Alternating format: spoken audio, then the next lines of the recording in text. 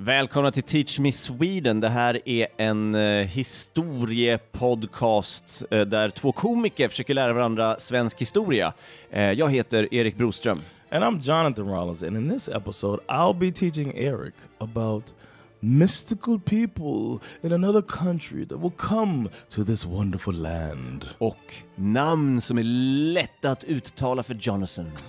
Utlovas. Yes, there'll be a little bit of motion sickness and a little bit of racism. Yes. Enjoy!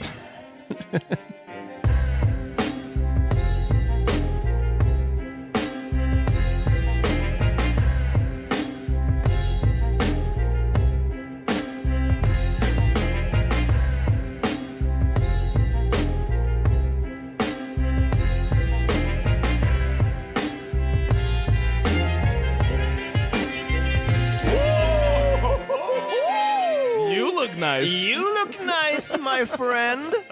Kul att se dig. Yeah, man. We just had a nice conversation about a little bit about movie. It was a really good movie reference. A little bit about ghosts. A little bit about Jesus. Hål i kroppar. And a little bit about drugs. Ja. And, Hittat ketamin. Yes. Kan man få höra om man blir Patreon. If someone was a patron, they would hear our silly discussions before we start this. Patreon.com/teachmesweden for those of you that are interested. Another way you can support is by writing a review. Skriv vad du tycker. Yeah. Ge fan i det om du inte tycker om det. Yeah. Nej, bara om du tycker om det. Men om du inte tycker om det så tror jag inte du skriver någonting heller. No, the only way that you can, I found this out. The only way that you can write a negative review is after you click 5 stars. All right. Du lurade mig nästan. You would have gotten away with it too.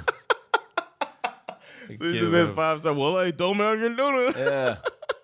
Herregud vad roligt. Tänk om det var så. This podcast sucks. 5 stars. Underbart. What a dumb rule you guys have, actually. Can I rate the rating process? Men, betygsskalan, jag ger den 1 stjärna. Gud vad dumt. All right, vad ska du prata om idag? Here we go. This one is, well, first off, I have to thank Christopher with a K that sent in this entire story. Shout out to Special K. Special K är väl ketamin? Oh, I did not know that they call it. I've heard of Special K and I've heard of ketamine. Yeah. I didn't know it's the same thing. Och nu har du lärt dig lite om svensk historia. And that's this episode. That was the story about a black American who learned about the nickname of ketamine in Sweden. Such a Swedish word, Special K. I know, right? I've heard it, yeah, okay. But anyway, Special K sent us in this story. He did all of the research on this. Wow. So this may be the first episode that has factual incorrection. Oh. Because our research is bulletproof. Och det är första gången du läser det också. No. I read through it only because I try to type it up the way I talk. Right, yeah. And I figured this is probably his second language, English. Oh, yeah. So I was like, it's better if I go and rewrite it the way I would say it. So it's probably even more factually incorrect now that I've gone through and done my thing. Yeah. No, but thanks so much, Christopher with a K, Special K. We appreciate you. And those of you that want to send it in, as I said, teachmesweden@gmail.com. We appreciate it. Jag har fått eller inte massa, men jag har fått lite förslag på Instagram faktiskt. Det går att göra på Impro-Erik. Jag har en som jag ser fram emot, men jag håller fortfarande på med sedlarna. Okay, yeah. Oh, good, men det är skönt att ha lite inspiration sen. Som jag kan and my Instagram is Jonathan_Rollins on Instagram. So you can send whatever. We appreciate it. All right, here we go. Okay. The first Swedish citizen, regardless of gender, of Japanese descent, was one Naka Yamasaki. Okay. Who worked as a courtesan, which is like a mistress or a prostitute to wealthy upper-class clients. She married a Swedish sailor named Fredrik Wahlgren. And he had worked in Japan under the name John Wilson. Varför då? I don't know, in the late 1800s. Yamazaki changed her name to Sophia Wilson. Okay. And which is awesome. Imagine she walks in the room. What's your name? Sophia Wilson. Sorry, no, it's not. In the 1800s. What a weird American accent you have, Sophia. But she changed her name to Sophia Wilson, and she was buried in Yokohama Foreign Cemetery next to her husband, John. That's the story? Yes. Good night. Thank you very much. Peace. I should play the music right there, too. Yeah. Some people think it's over. Oh, kul. Unfortunately, since Yamazaki is a woman, there's not really much more information about her. Så det är slut på avsnittet. So we move on. So that was Japanese. Oh my god, that was a great story. That was Japanese citizen. First citizen Japanese in Sweden. Now we move on to the 1700s. In Sweden. In 1731, something called the Swedish East India Company was founded in Gothenburg by Henrik König. And he was originally from Stockholm. He was a merchant, and he descended from Germans. Okej, ja, König låter låter fan jävligt tyskt alltså. He also it was also founded by Nicholas Sahlgren, who was Swedish, and he was also a merchant, and he worked for the Dutch East India Company. Alla har ett East India Company. I know, right? I didn't notice until I was reading it. And then Colin Campbell, a Scottish entrepreneur and merchant, who worked for the Scottish East. No, I'm just kidding. But he had fled Scotland because he was like, I got debt and I don't want to pay it. Den här klassiken. Det var mycket sånt på den tiden. After some failed economic ventures. He's like, you know what? I think we can make a big balloon. Och sen med hjälp av rep, va? Så styr vi det här. and then we get some birds. Om ni inte har hört André-expedition-avsnittet, gå genast tillbaka. Pausa, gå tillbaka och lyssna på det och så fortsätt här.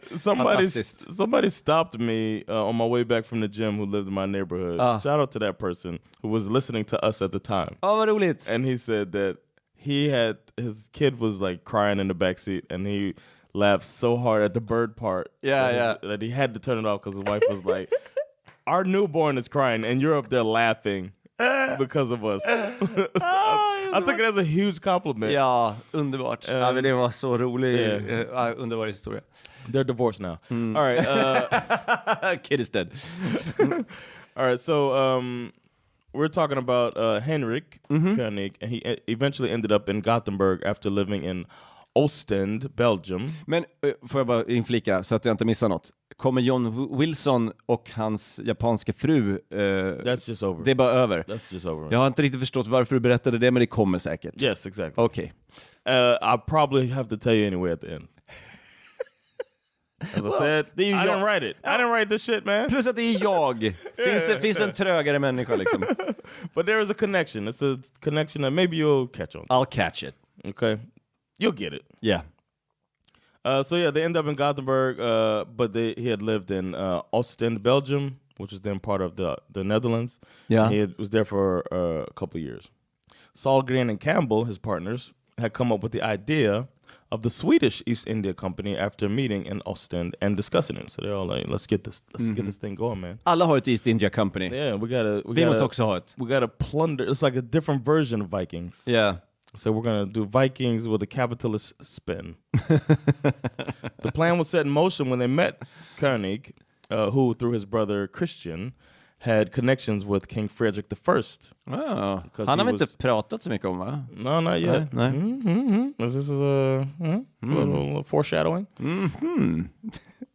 Christian was secretary of the Chancellery cabinet. They recruited a translator named Magnus Lagerström to be in June of 1731. And it was time to do it. Let's do it. Let's go and get this Swedish East India Company. The company had been given permission to trade anywhere east of the Cape of Good Hope. And all the company's ships had to go to and from Gothenburg. Makes sense? Det är därifrån man lättast kommer ut på havet. Ja. Yeah, especially, is this before our boy Lassegatan? Yeah. It's around that time, right? It's the 1700s. Är det det? Ja, det kanske är. The company mostly focused on India and China, of course. Yeah, hence the name. Their first ship was named Fridericus Rex Swekai after King Frederick. Vad hette det? Fredericius, I guess. Fredericus Rex Swekai. Jag måste titta.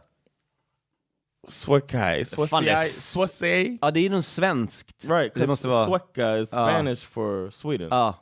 Det var det thinking that's what it sämsta namnet på en båt jag någonsin hört. After the king's like, fuck that, man. Hey, that's not my name. Fan, tror att du är en Just call it Frederick. Är du en dinosaurie? Vad var det? Fredericus Rex? Vad fan är det? Everybody was fucking with Latin. Yeah. That's what it comes down to. It sounds like something that Wile E. Coyote would shoot the Roadrunner with. Tänk om det skulle vara någon sån här staty på båten längst fram med Fredrik den första, men med små Tyrannosaurus-armar. Fan vad kul det hade varit.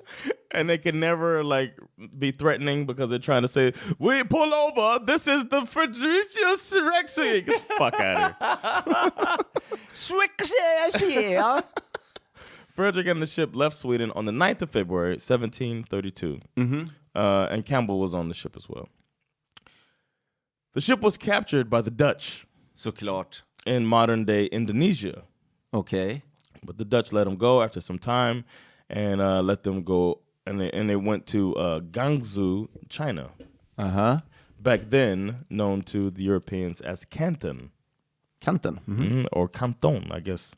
When they arrived in Guangzhou, they began trading with local Chinese merchants and businessmen, and they bought silk, Chinese porcelain, tea, coffee, spices, arak, among other items, which they would bring back home to Gothenburg to sell at a profit.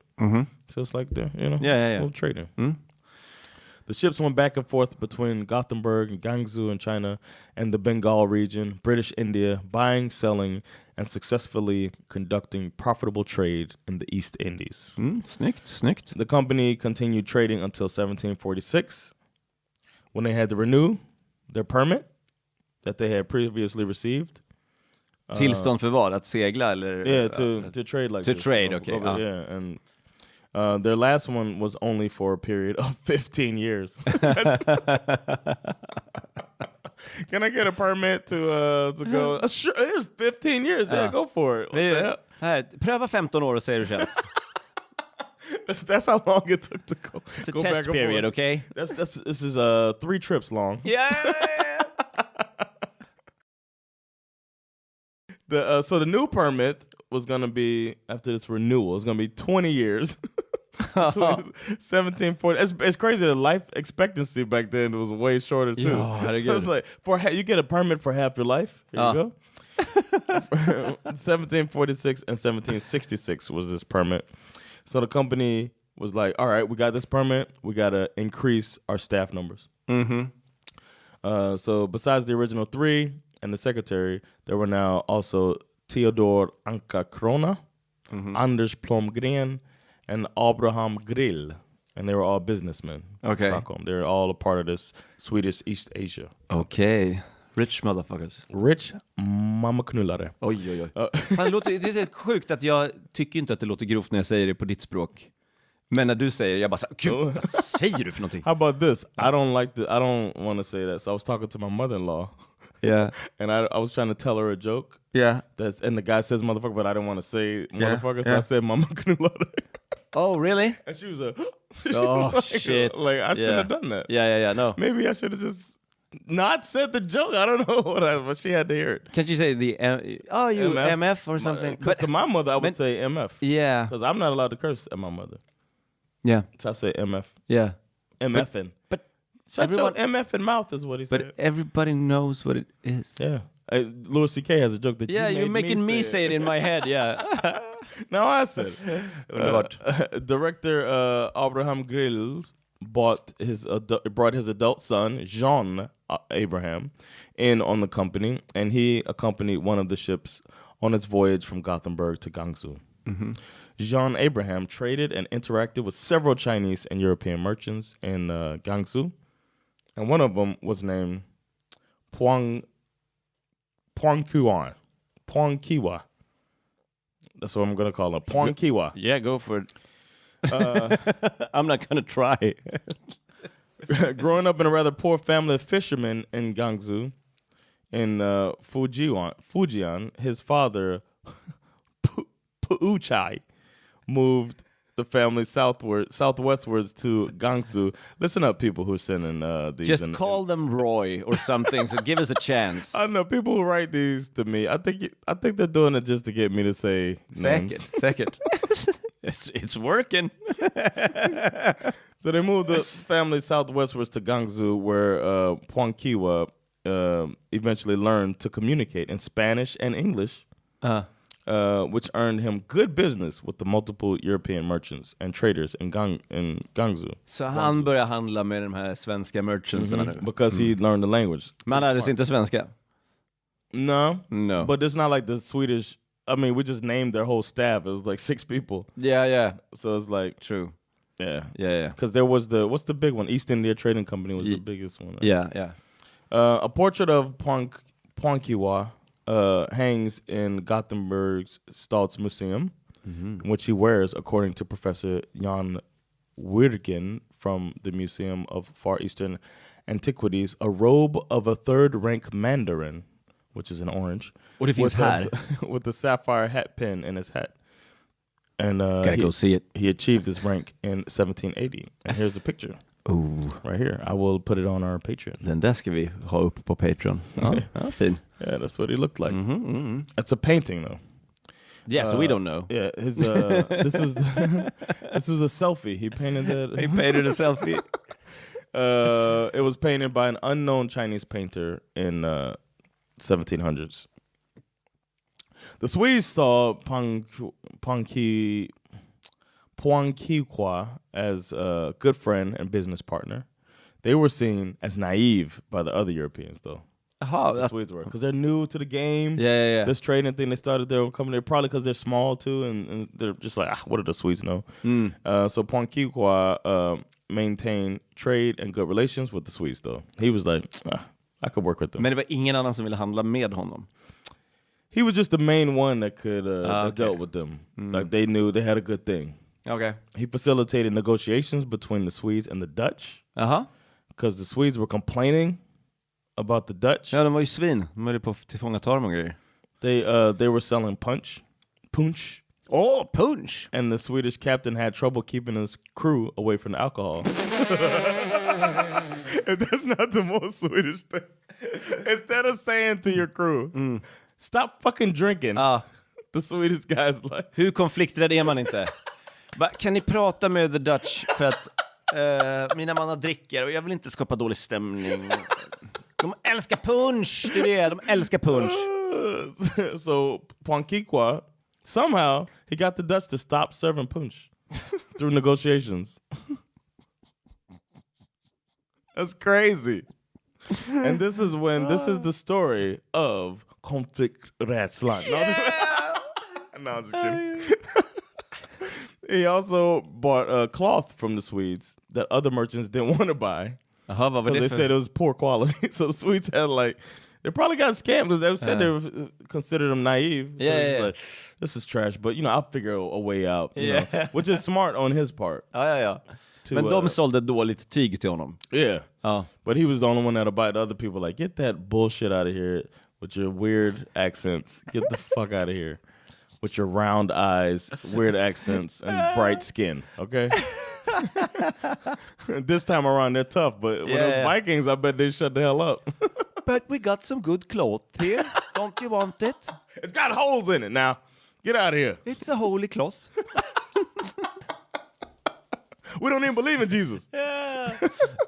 John Abraham, if you remember. Yeah, not really, but yeah. John Abraham Grill. He's the one who was the Grill. son. Yeah, he was the son of Abraham. He was one of the Swedes that traded with Phuongkiwa. Grill became a personal friend of him. Okay, making several deals for the purchase of tea. So all right, let's get this tea. Rooibos. Oh, nice. Svart. Okay. Svart te. Grönt te. Oj. Så de satt och drack te ihop. Maybe, but he did make deals to purchase it. So I'm sure they drank tea together to see what was good and what they want to sell. Jag bara försöker ta reda på hur nära de var varandra. Okay. Alltså, var de vänner eller var de goda vänner, om du förstår vad jag menar? Oh, I think it was just a professional relationship. Okay, jag försöker inte säga att man dricker te så är man gay. Det är inte det jag säger. Jag bara säger att hade de liksom... I think you're saying... you're saying that tea drinkers are gay. So Grill and Pwankiqua began a sexual relationship.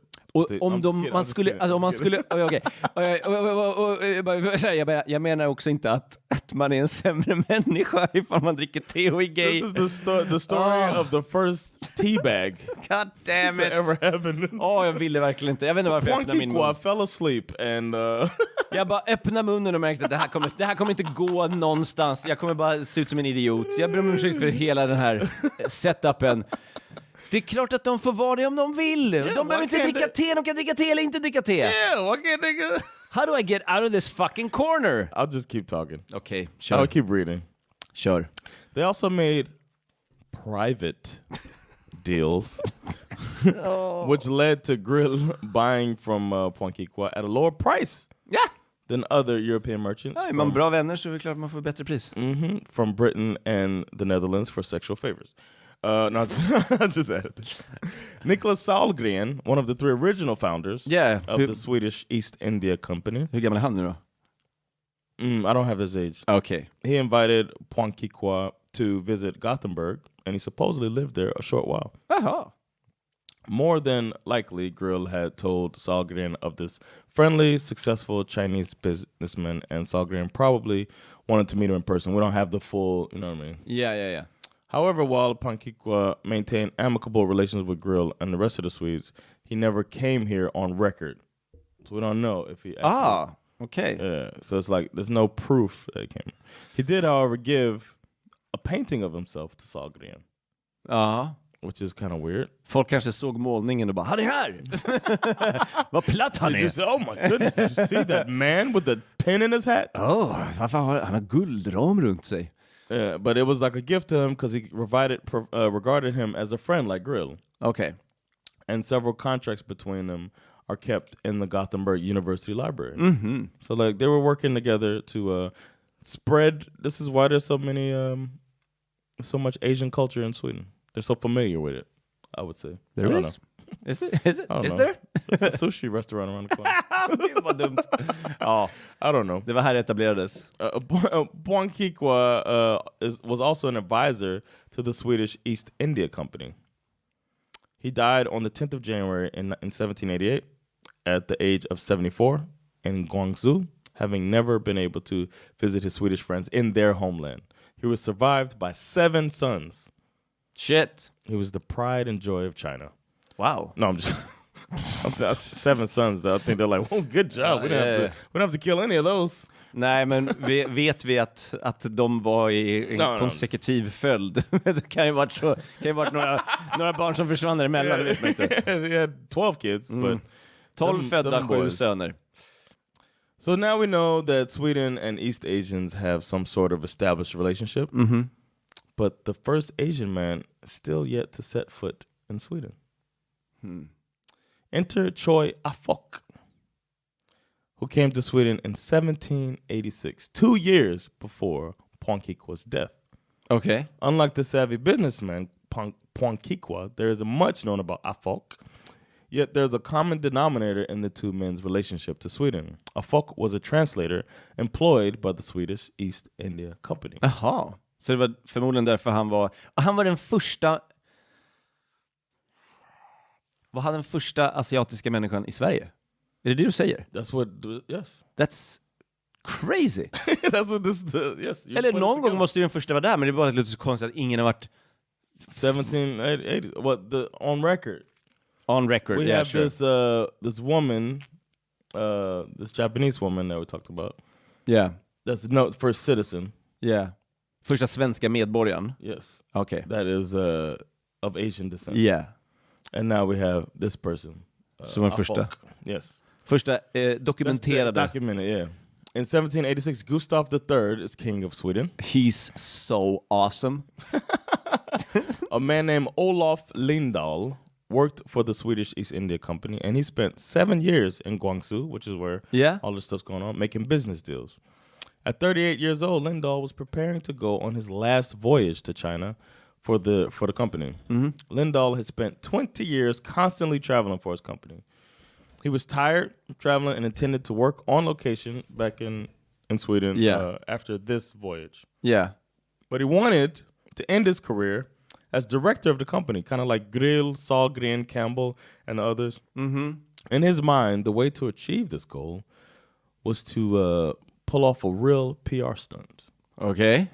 He thought, I'm going to bring a Chinese man to Sweden. Yeah. Wait till they get a load of this. Wow. Om de får se vad jag har sett där borta alla dessa år. And then I'll be known for this. And it'll be like, how can you deny me role as director when I brought so much attention to us as a company? Yeah. Pretty brilliant idea, I think. Okay, vad bra. Choi Ah-fok was working as a translator in one of the offices in China. He was a local from Guangzhou. And when he arrived in Sweden, it was big news. Lindahl got the PR stunt that he wanted. Even King Gustav III wanted to meet this Asian man once they arrived in Sweden. Det känns mildly racist. Yes, mildly? Nej, men jag menar, det är så goda I think they mean well. Det är goda intentioner. Yeah. That's what makes it mild. It's racist as shit. Men det är så... It's like they want jag vill... people from another part of the world. Ja, men för då... Nu är det en helt annan grej om man exotifierar någon, men då är det ju... Det exotiska är någonting du aldrig ens hört talas om, liksom. Especially when you probably met people, especially people in those circles who probably know people who've been there, who maybe have described them. Yeah. And they're just like, oh, it's such an exotic thing. Yeah. And now they're going to get That's crazy. During their first meeting, the king asked Choi Ah-fok if he was surprised at how low the population of Sweden was. Interesting first question. Yeah. Hey, Gustav III. They're like, all right, let me tell you something. Titta vad får vi? Det är weird. Imagine the pre-briefing. All right, Gustav. Don't mention the eyes, all right? It might throw you off. He says things a little funny, okay? You mean like in Skåne? No, well... Kan jag prata om döttrarna? Nej. No. Okej. Då ska vi se. Jag kan prata om hur få vi är här i Sverige. That's good, Gustav. Stay there at the beginning. Maybe later. Now, if he brings up your eyes. You still don't. Okay. So yeah, that was the first comment was talking about that. But Choi answered. Mm-hmm. Ja, litet folket, men gott folket. Okay. Litet folk, men gott folk. Yeah, basically. But this is how it was written. Right? Yeah. So maybe he said it. I don't know why they wrote it like that. But yeah. According to the magistrate secretary in Stockholm, at his arrival, Choi reportedly aroused everyone's curiosity and admiration. Reminds us of the first African or the black man. Oh, yeah, just det. And which is what inspired him to send a story, by the way, that episode. Vad kul. And Mr. The guy's name was Hawkschild, the secretary. Hawkschild? Yeah, yeah. That's what I got here. I'm the child of a hawk. He described Ah-fok as a decent guy. Huh.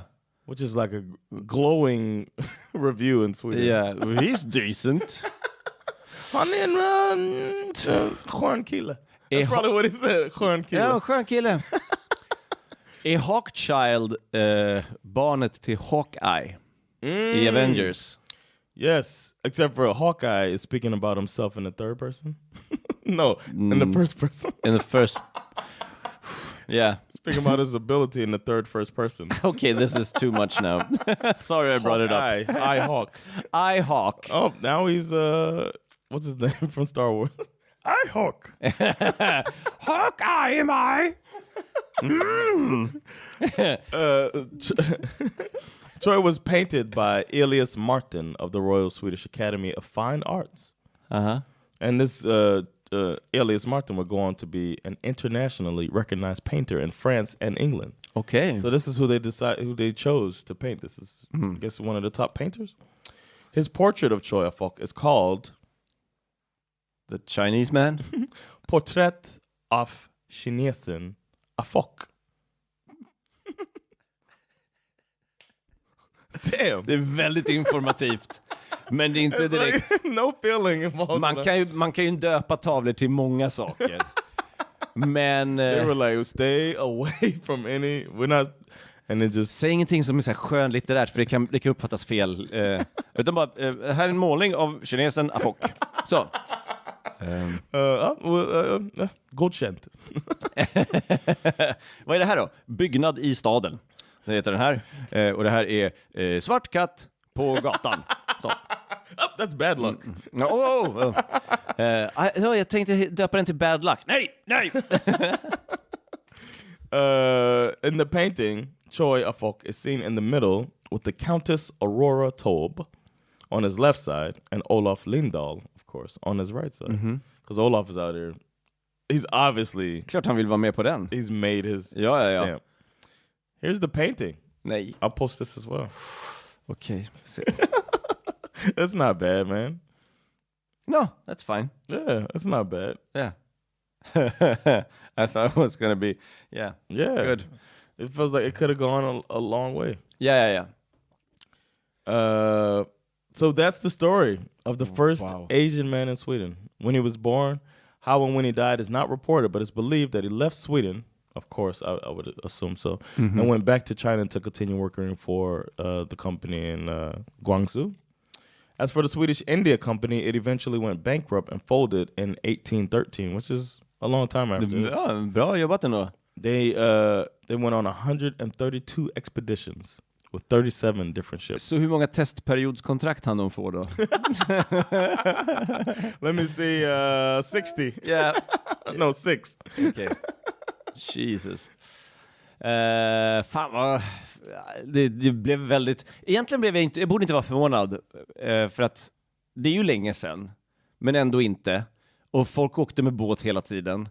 Varför hade vi aldrig haft en asiatisk person i Sverige förrän den här tiden? Det är ju nästan... Yeah, man. Crazy.